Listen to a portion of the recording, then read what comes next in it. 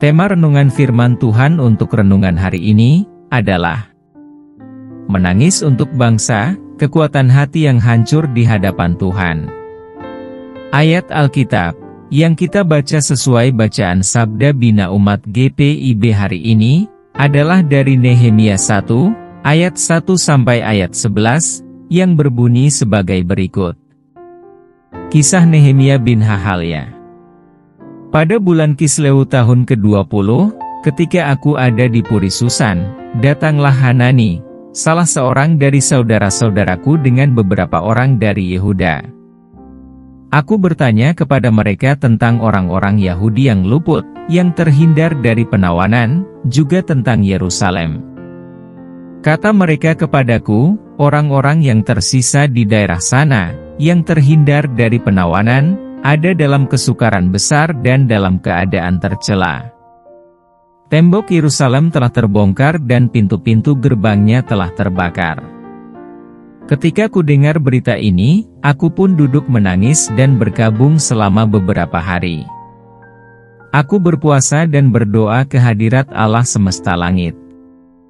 Aku berkata, "Ya, Tuhan, Allah semesta langit, Allah yang maha besar dan dahsyat, yang berpegang pada perjanjian dan kasih setianya terhadap orang yang mengasihinya, dan yang menaati perintah-perintahnya, berilah telingamu, bukalah matamu, dan dengarkanlah doa yang hamba-Mu panjatkan ke hadirat-Mu siang dan malam bagi orang Israel, hamba-hamba-Mu itu, dengan mengakui segala dosa yang kami, orang Israel, telah lakukan terhadap-Mu. Aku dan kaum keluargaku juga telah berbuat dosa. Kami telah sangat bersalah terhadap-Mu dan tidak menaati perintah-perintah, ketetapan-ketetapan, dan peraturan-peraturan yang telah Kau perintahkan kepada Musa, hamba-Mu. Ingatlah akan firman yang Kau pesan kepada Musa, hamba-Mu itu, demikian, bila kamu berlaku tidak setia, kamu akan kucerai-beraikan di antara bangsa-bangsa. Tetapi, bila kamu berbalik kepadaku, dan tetap mengikuti perintah-perintahku serta melakukannya, maka sekalipun orang-orangmu yang terbuang ada di ujung langit, aku akan mengumpulkan mereka kembali, dan membawanya ke tempat yang telah kupilih untuk membuat namaku diam di sana. Bukankah mereka ini hamba-hamba-Mu dan umat-Mu yang telah Kau bebaskan dengan kekuatan-Mu yang besar dan tangan-Mu yang kuat? Ya Tuhan, berilah telingamu kepada doa hamba-Mu ini, dan kepada doa hamba-hamba-Mu yang ikhlas takut akan nama-Mu, dan biarlah hamba-Mu berhasil hari ini dan mendapat belas kasihan dari orang ini. Ketika itu aku ini juru minuman raja." Demikian pembacaan Alkitab. Haleluya. Saudara-saudari buah hati Allah, hari ini, kita akan merenungkan satu bagian dari Alkitab, yaitu dari Nehemia 1, ayat 1 sampai ayat 11, di mana Nehemia sebagai seorang pejabat di istana Raja Persia, hidup nyaman dan berkecukupan. Namun, hatinya hancur ketika mendengar bahwa bangsanya, kerajaan Yehuda, dalam kehancuran. Dia tidak tinggal diam, dia menangis, berdoa, dan akhirnya bertindak. Ketika kita melihat keadaan bangsa kita hari ini, korupsi merajalela, keadilan terasa jauh, dan nilai-nilai moral semakin luntur, apa respons kita? Apakah kita mengeluh, menyerah, ataukah kita, seperti Nehemia, berlutut di hadapan Tuhan dengan hati yang hancur? Dalam hal ini Tuhan memanggil kita. Pertama, miliki hati yang terbeban, yang bisa saja menghancurkan hati kita.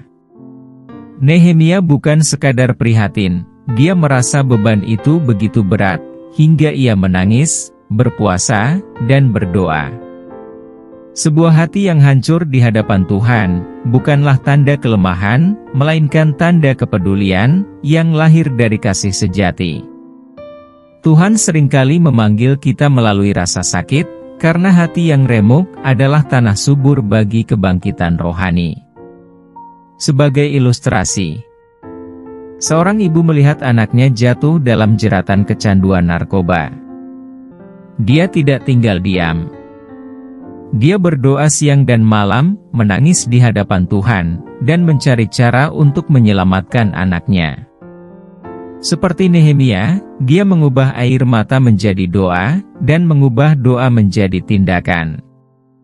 Kedua, miliki doa yang mengubah beban menjadi kehendak Tuhan. Nehemia tidak langsung bertindak, dia pertama-tama mencari Tuhan.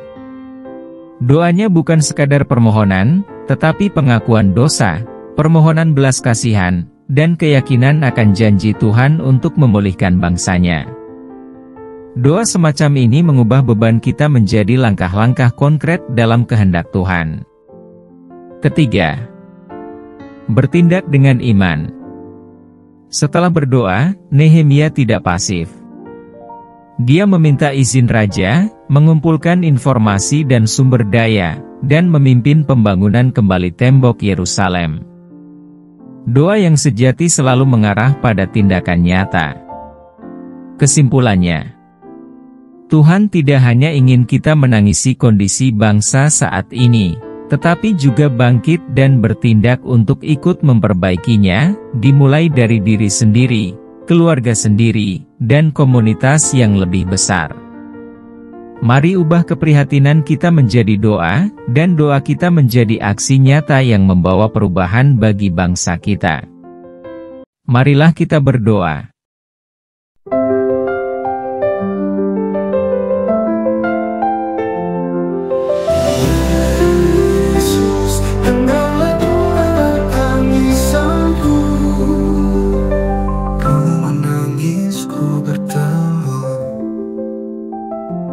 Melihat bangsa dalam gelap, terjerat dosa, kehilangan arah. Tuhan, hatiku hancur dalam doa. Tangisanku jadi doa, doaku jadi seruan. Kuatkan aku, pakai hidupku menjadi terang di tengah bangsa. Dengarlah doa tangisanku. Ku menangis, ku berteluh, melihat bangsa dalam gelap, terjerat dosa, kehilangan arah. Tuhan, hatiku hancur dalam doa. Tangisanku jadi doa, doaku jadi seruan. Kuatkan aku, pakai hidupku menjadi terang di tengah bangsa. Ku melangkah dalam iman, Tuhan tuntun langkahku. Aku bukan hanya berdoa, aku bangkit untuk bangsa ini. Tangi hatiku berubah, bukan hanya menangis, tapi melangkah dengan kasih, membangun kembali tembok yang runtuh. Tangisanku jadi doa, doaku jadi seruan. Kuatkan aku, pakai hidupku menjadi terang di tengah bangsa. Tuhan Yesus, pakailah aku menjadi alatmu. Ku berdoa dalam nama-Mu. Haleluya, amin.